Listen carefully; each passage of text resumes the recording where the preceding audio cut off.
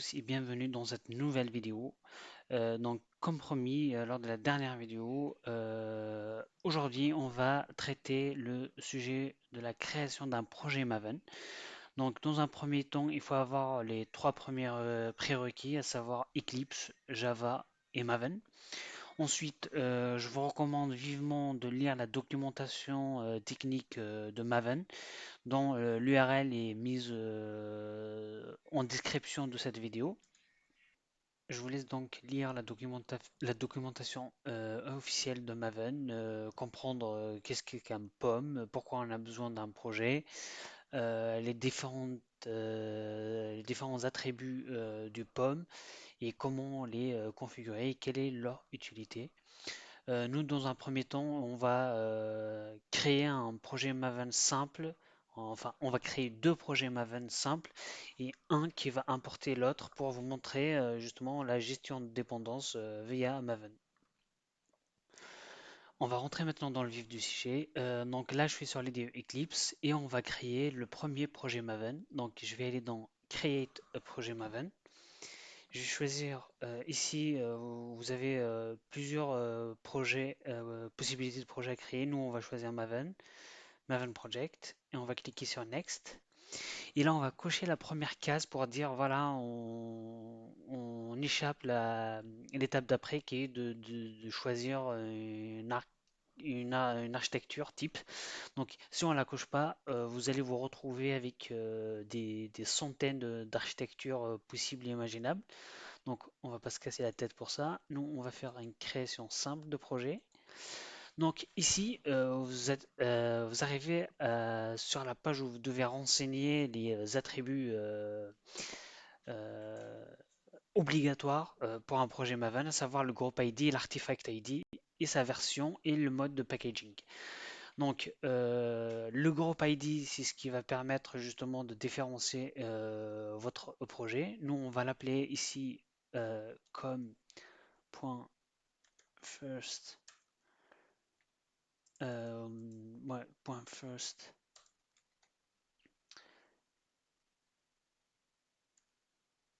project.app et là on va l'appeler first-app.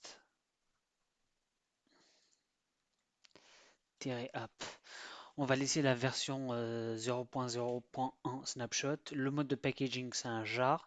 C'est-à-dire quand on fait un clean install sur le projet, c'est un jar qui va se générer. Le nom et la description sont deux attributs facultatifs, donc vous pouvez ne pas les renseigner. Là, je vais les renseigner quand même.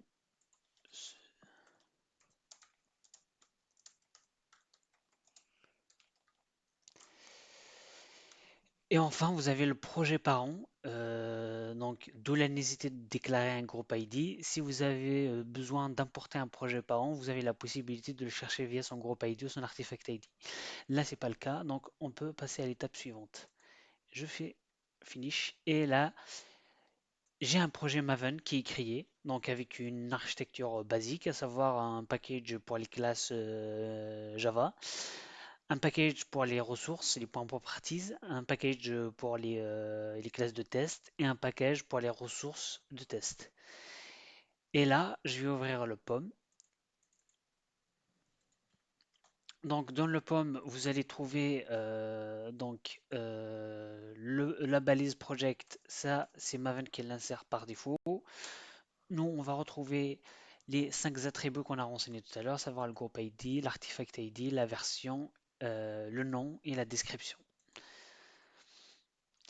On va venir dans le main, dans la classe main, et on va créer un nouveau package qu'on va appeler first package. Je me suis trompé de nom, donc je vais le renommer. Ok. Et là, je vais créer une classe que je vais appeler first class. Donc cette classe-là, elle va avoir juste un ID. Elle va avoir un nom.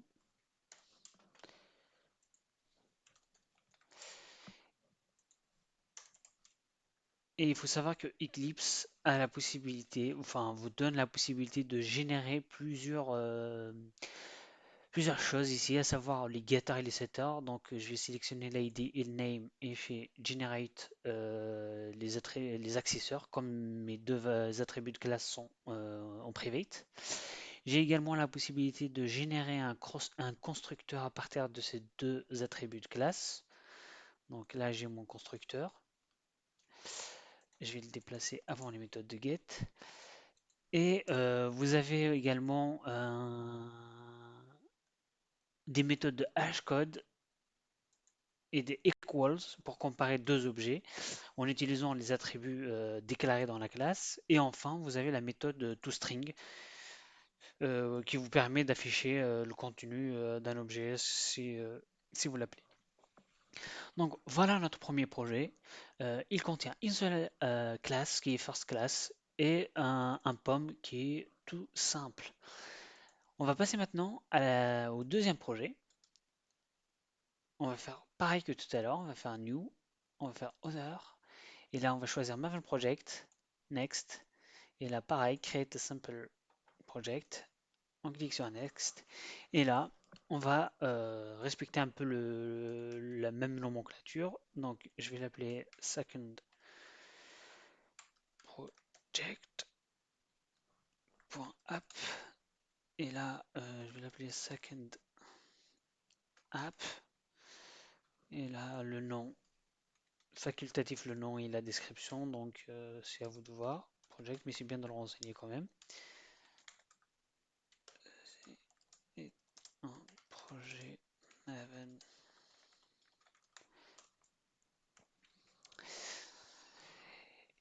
Et ici, si par exemple le first app qu'on a créé tout à l'heure était le parent de celui-ci, on a la possibilité de le rechercher ici via.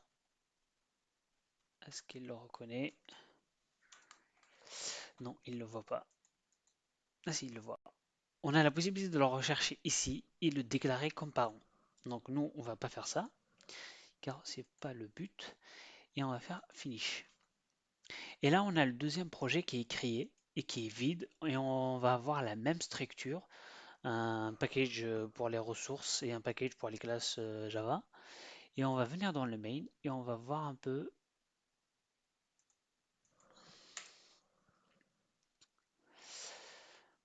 Donc, ça, c'est la configuration que j'ai faite tout à l'heure.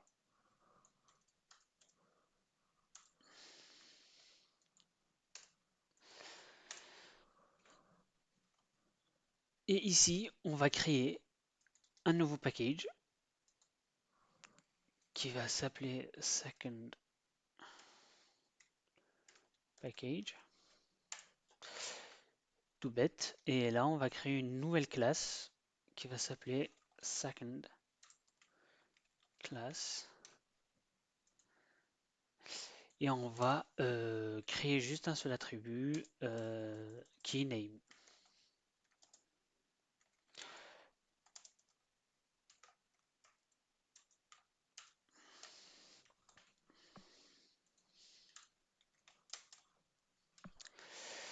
Voilà. Imaginons maintenant, donc là je vous fais un exemple très très simple, hein.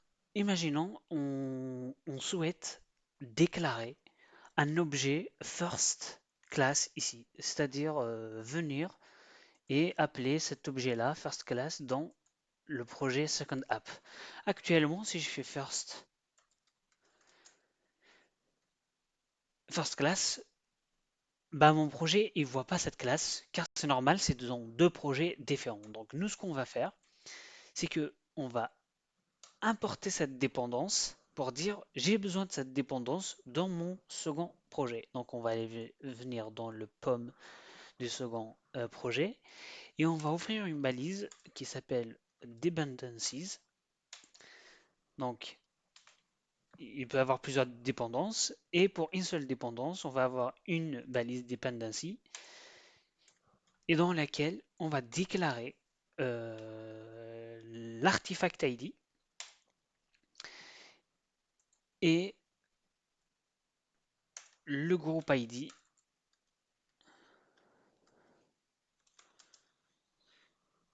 et la version du projet qu'on souhaite importer. Donc là, en l'occurrence, il s'agit du premier projet, à savoir le First App. Donc,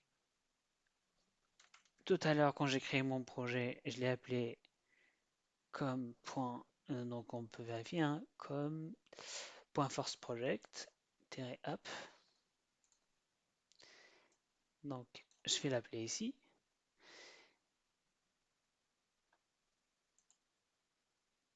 Et l'artifact ID, c'est celui-ci que je viens de copier-coller dans l'artifact ID. Et enfin, la version, c'est la même version, donc je peux copier-coller ça.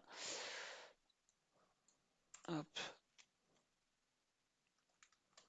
Et j'enregistre. Et vous allez voir que à l'enregistrement, Maven va voir automatiquement la dépendance vers le projet, le premier projet. Et là, vous allez voir qu'il a rajouté la dépendance directement dans les Maven Dependencies. Maintenant, si je viens dans la classe Second Class et que je souhaite maintenant faire appeler First Class ici, elle sera visible. Donc, je peux l'utiliser et je fais un private First Class my imported class. Donc voilà, ça c'est une classe d'un projet externe qu'on vient d'importer. Donc si je clique sur cette classe, ça nous mène sur la classe first class qu'on a déclarée dans le projet first. Bien évidemment, si vous voulez, si vous avez la flamme de développer tout ça, même si c'est vraiment rapide et c'est très utile pour votre montant en compétences, je vous mets en lien de la description le lien vers le repo Git GitHub pour cloner en local et voir un peu le fonctionnement. La vidéo pour la création d'un projet Maven c'est terminé. J'espère vous revoir très bientôt.